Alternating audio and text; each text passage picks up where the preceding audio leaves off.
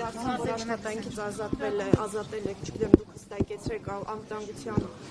ծառայության տնօրեն Արմեն Աբազյանը, ինչ պատճառով եք իրեն աշխատանքից ազատել, արդյոք ձեր որոշումը կապ ունի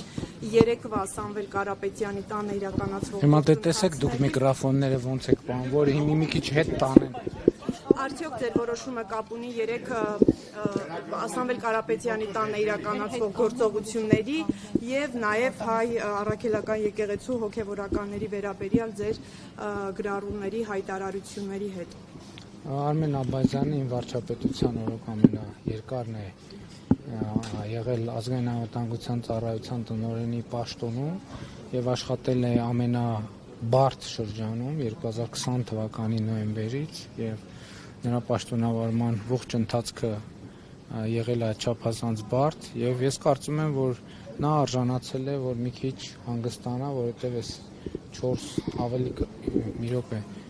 5 տարի այդ լարված պայմաններում աշխատել է ազգային անվտանգության ծառայության տնօրենի պաշտոնում, կարծում եմ հասկանում եք, որ հեշտ չի։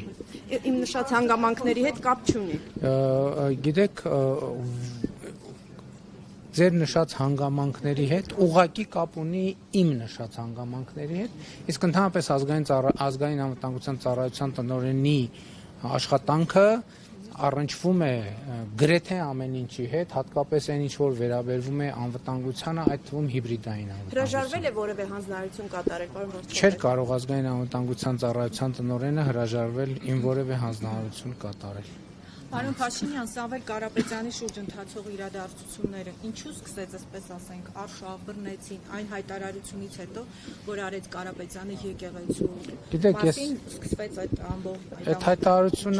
հայտարարությունը եկեղեցու մասին չէր, այդ հայտարարությունը Հայաստանի Հանրապետության մասին էր եւ փորձ էր արվում տպավորություն ստեղծել, թե Հայաստանի Հանրապետությունում կարող են գալ ինչ որ մարդիկ, ինչ որ տեղերից եւ ինչպես իրենք են ասում իրենց ձևերով ինչ որ բան անել եւ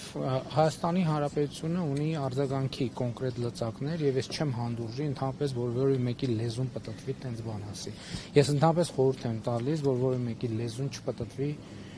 տենց բան ասի, որովհետեւ գիտեք Հայաստանի Հանրապետությունը ժողովրդավարական երկիր է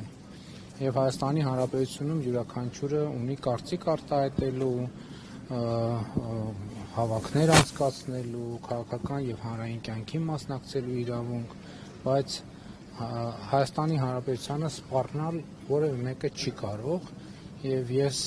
ինչքան էլ ժողովրդավարություն ամենակոշտ եւ ամենակոպիտ միջոցները կձեռնարկեմ ցանկացած նման դեպքում։ Այսինքն Կարապետյանը ուղղակի ասաց, որ ես կլինեմ եկեղեցու կողքին։ Կարապետյանը